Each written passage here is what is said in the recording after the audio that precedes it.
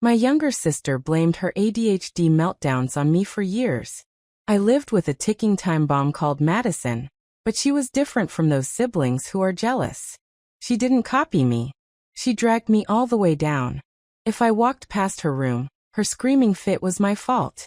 If I ate my morning Cheerios, her tantrum was because of my chewing. If I got an A on a chemistry test, her sobbing breakdown was due to the academic pressure I supposedly created.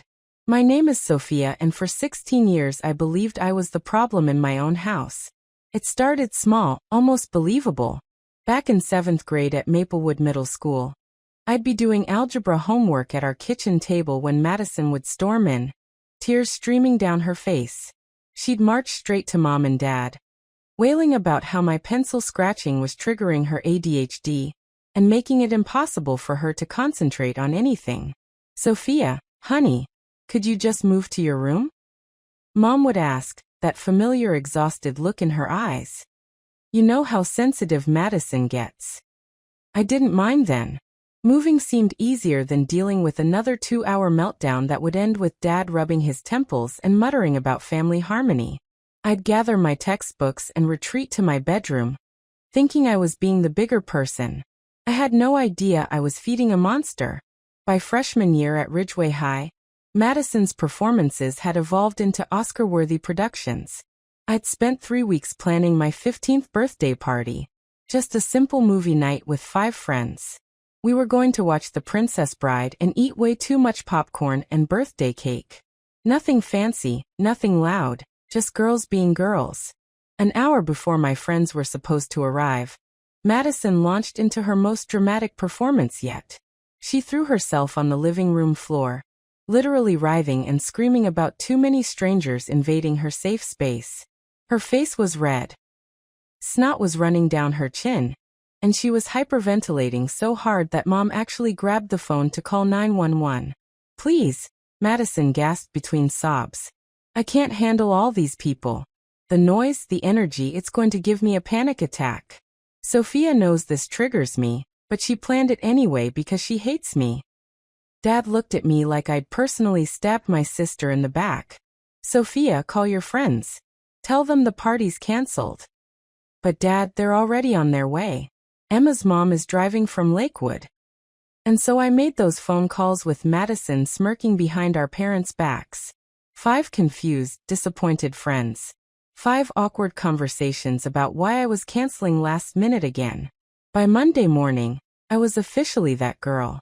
The one who couldn't commit to plans, whose family was complicated, who probably shouldn't be invited to things because she'd just cancel anyway.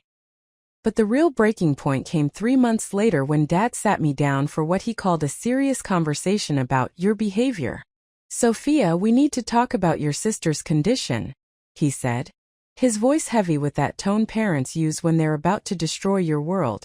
"Madison's therapist, Dr. Hernandez, says her ADHD makes her extremely sensitive to environmental triggers. And unfortunately, honey, you seem to be one of her biggest triggers." The words hit me like a physical blow. "We're considering sending you to live with your Aunt Caroline in Portland if you can't be more careful around your sister," Dad continued, his words echoing in my head like a death sentence. Aunt Caroline, the woman who collected ceramic frogs and made tuna casserole every Tuesday. The aunt who lived in a cramped apartment where the closest thing to a social life was bingo night at the senior center. My entire future was being held hostage by my sister's supposed condition.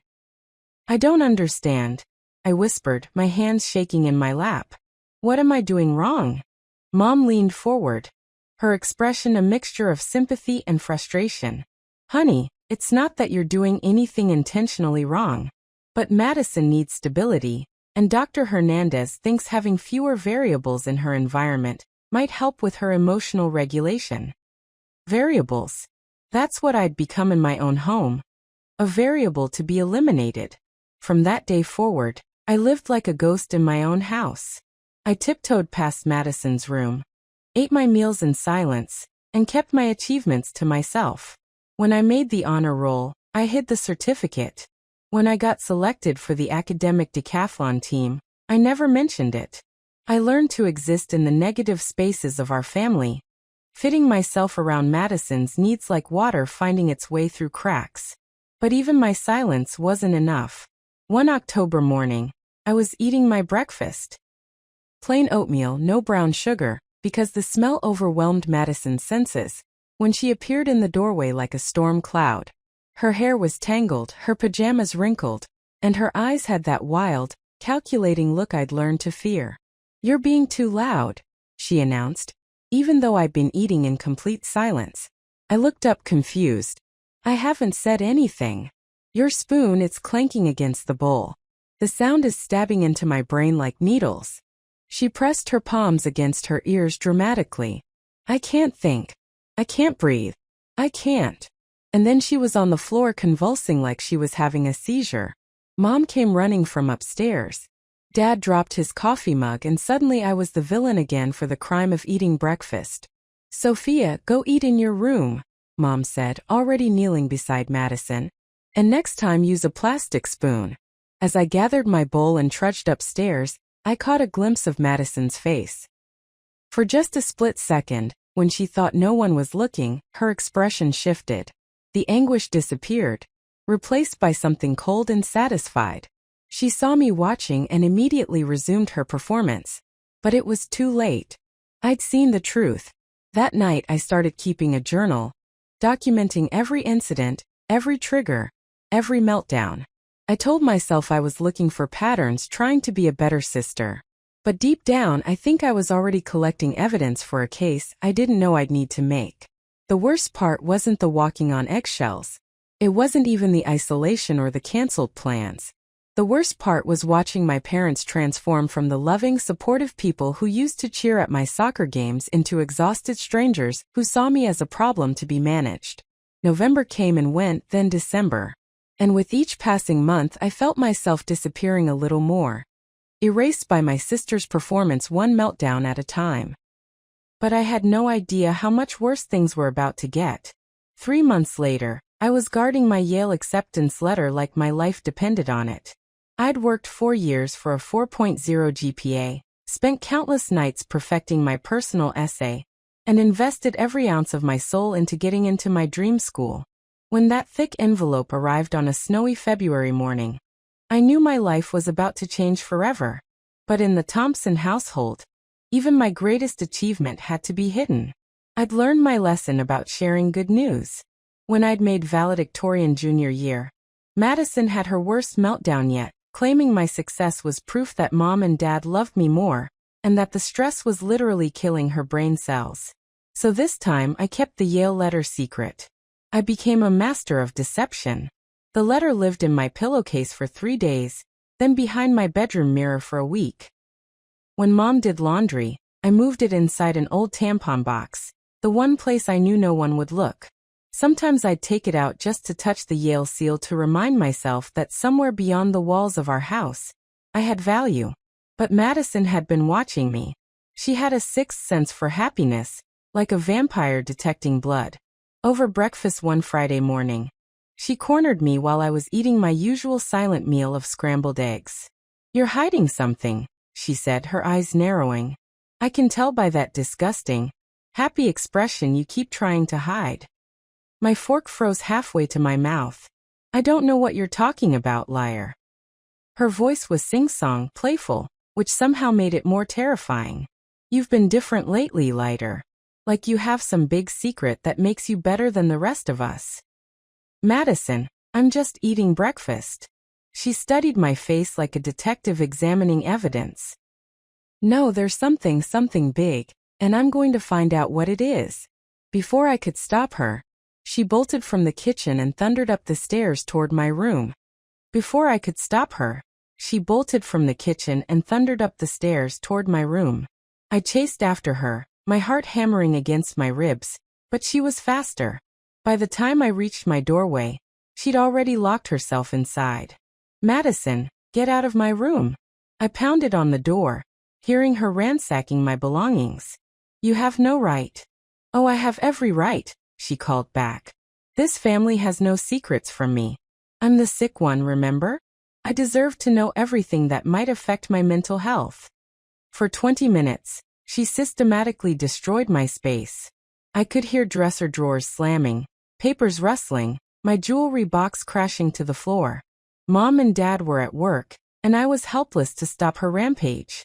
When she finally emerged, triumphant, she was holding my Yale letter. "Well, well, well," she said, waving it like a trophy. "Yale University. How interesting." My blood turned to ice. "Give that back."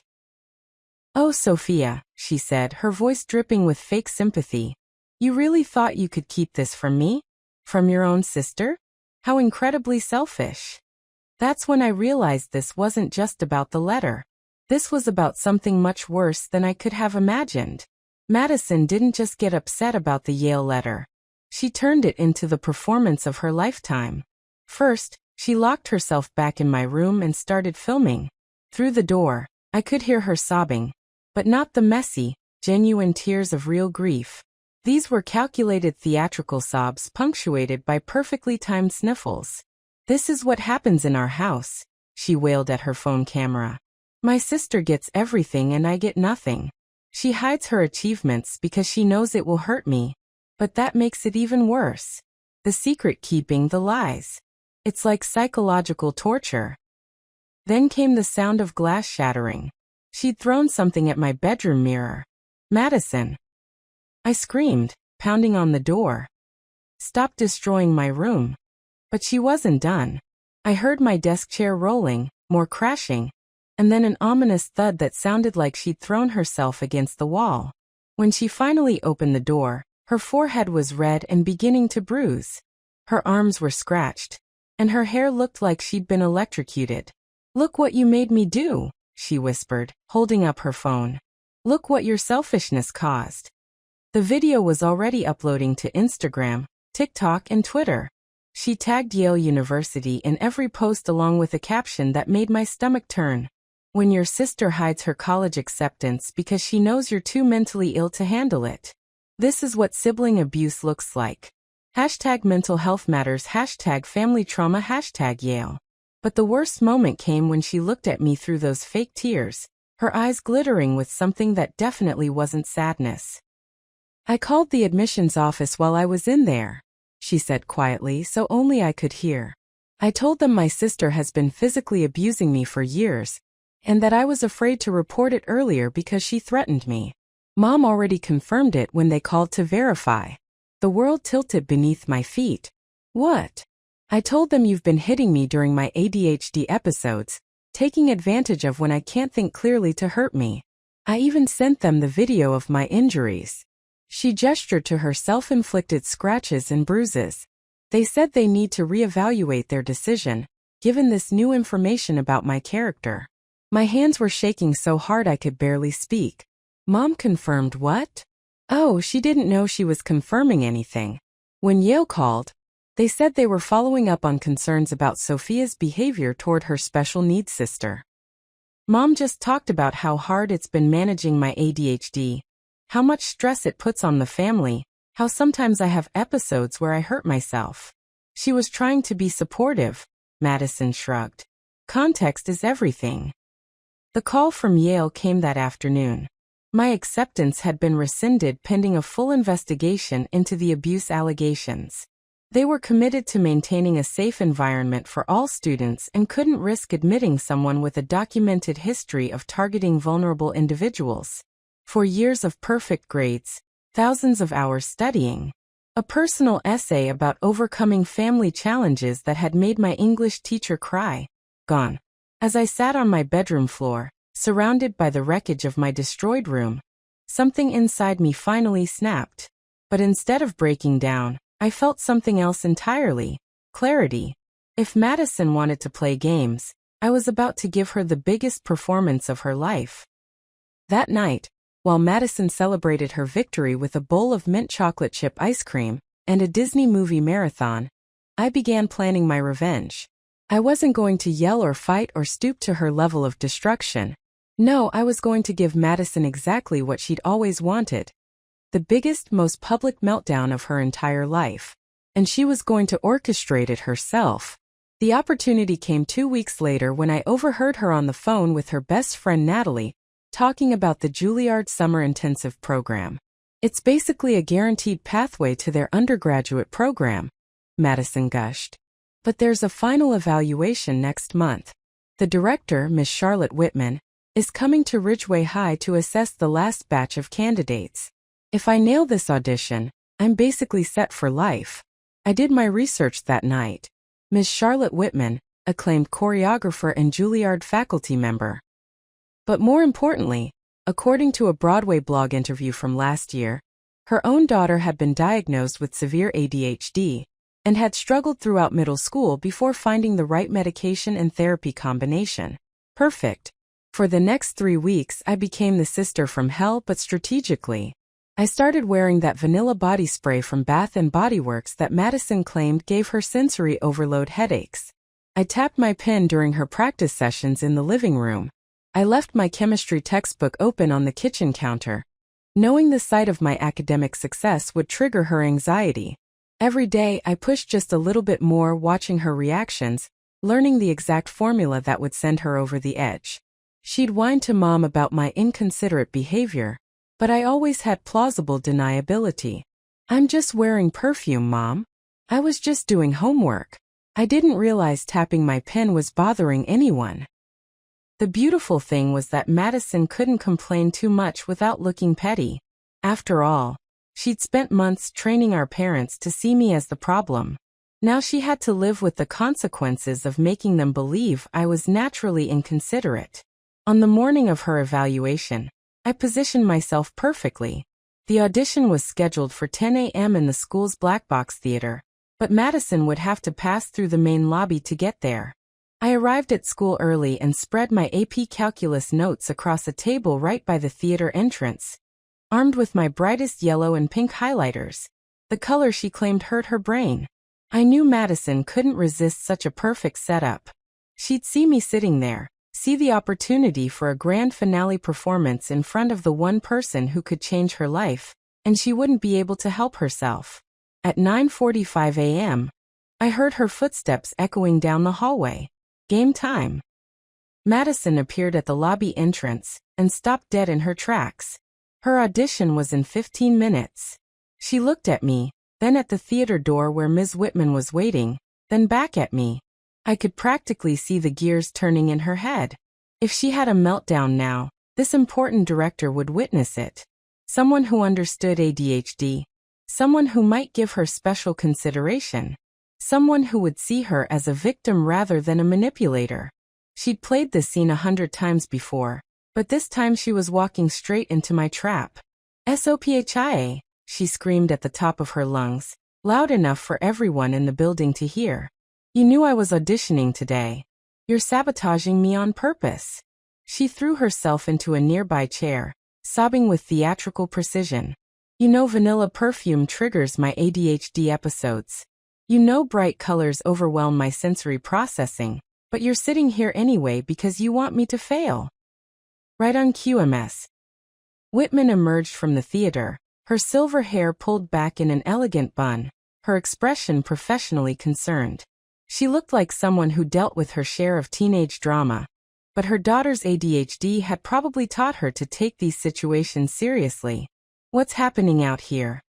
Ms. Whitman asked, pulling out a small notebook. Madison wailed louder, really committing to the performance. "My sister knows I have ADHD, but she's trying to ruin my Broadway dreams. She positioned herself right here with all my triggers because she's jealous that I'm talented." He said quietly, letting Madison daher ongrau. This was her show after all. Ms. Whitman kept writing, but her expression remained oddly neutral. "What accommodations do you typically need for your ADHD?" "Make her leave," Madison demanded through her tears. "I need a safe space. I can't perform when I'm having an episode like this." "I see." Ms. Whitman's pen kept moving across her notepad. "Your application mentioned that you're on medication for your ADHD. Did you take it today?" For the first time, Madison's performance faltered just slightly, a tiny hitch in her sobbing. "My mom handles all of that stuff." Ms. Whitman nodded thoughtfully. The Juilliard Summer Intensive requires strict medication compliance for students with documented conditions. You did submit the proper medical documentation with your application. Correct. Madison's tears were slowing down. She was trying to restart them, but something in Ms. Whitman's tone seemed to be making her nervous. Yes, but I mean I don't actually take the medication because… Because why? Because I sell? Madison caught herself, her eyes widening in horror at what she'd almost admitted. Ms. Whitman waited patiently, pen poised over her notepad. Madison tried desperately to restart her meltdown, forcing out a few more sobs. She's making me confused. I can't think straight when she's triggering me like this. The medication, Ms. Whitman pressed gently. Why don't you take it? I don't even need medication because the diagnosis is… Madison's face went completely white as she realized what she was about to say. Because the diagnosis is what? Ms. Whitman asked, her voice perfectly calm. Madison looked trapped, her gaze darting between me, Ms. Whitman, and the theater door like a cornered animal. Her fake tears had completely dried up, and her whole body was trembling, not from a meltdown, but from pure panic. Fake, she whispered, barely audible. My mom's friend is a nurse practitioner, and she wrote the diagnosis so I could get accommodations and extra time on tests. But this is Sophia's fault. She made me say it. She confused me. Ms. Whitman was already reaching for her phone. I hadn't said a single word during the entire encounter, and I didn't need to. Madison had just destroyed herself. The aftermath unfolded like dominoes falling in perfect sequence. Whitman called the school administration first, then the local authorities. Within an hour, Mom and Dad were sitting in Principal Dawson's office while a very serious-looking police officer asked Madison questions about prescription fraud and academic dishonesty. It turned out that selling ADHD medication was a federal crime, and forging medical diagnoses constituted fraud in multiple jurisdictions. The nurse practitioner who'd written the fake diagnosis, Mom's college roommate Karen, was facing the loss of her license and potential criminal charges. But the most beautiful part was watching Mom and Dad's faces as the truth came out. You mean the ADHD was fake? Dad asked, his voice hollow with disbelief. All of it. Madison tried one last desperate performance, throwing herself on the floor of the principal's office and wailing about how the stress was making her suicidal. But without an audience who believed in her condition. The tantrum just looked like what it had always been. A spoiled teenager having a fit. The medication she claimed to be prescribed, the officer explained, she was actually selling to other students for $20 a pill. We've identified at least 12 buyers over the past 2 years. Mom's face crumpled. But the therapist, Dr. Hernandez, he confirmed the diagnosis. Ma'am, the officer said, according to our investigation, your daughter never actually saw Dr. Hernandez. She scheduled the initial appointment, but then canceled and rescheduled it over and over again for 6 months. She was using the appointment confirmations to prove to you that she was receiving treatment. The house was eerily quiet that night. Madison was staying at the County Juvenile Detention Center while they processed the charges, and Mom and Dad sat at our kitchen table trying to piece together 4 years of lies. All those times we made you cancel plans, Mom said, tears streaming down her face. All those times we told you to be quiet, to be smaller, to accommodate her. The birthday party, Dad added, his voice breaking. Your acceptance to Yale. God, Sophia, what have we done? I should have felt vindicated. I should have been celebrating. But mostly, I just felt empty. Yale was a lost cause. Too much damage had been done to that relationship. And frankly, I wasn't sure I wanted to go somewhere that had been so quick to believe the worst about me. But Stanford had been my second choice anyway, and they were surprisingly understanding when I explained the situation. 6 months later, Madison was doing community service for prescription fraud and living at home under strict supervision. She'd been expelled from Ridgeway High and had to finish her senior year at a continuation school. No college would touch her application. She still told anyone who would listen that I'd set her up, that I'd manipulated her into confessing. In her mind, she was still the victim of our family's story. But for the first time in 4 years, no one was listening. I started at Stanford that fall with a full scholarship and a future that was entirely my own. Mom and Dad drove me to California, crying and apologizing the entire way, promising to do better, to trust me, to never let anyone make me invisible again. Sometimes the best revenge isn't getting even. Sometimes it's simply letting someone show the world exactly who they really are. And sometimes that's enough.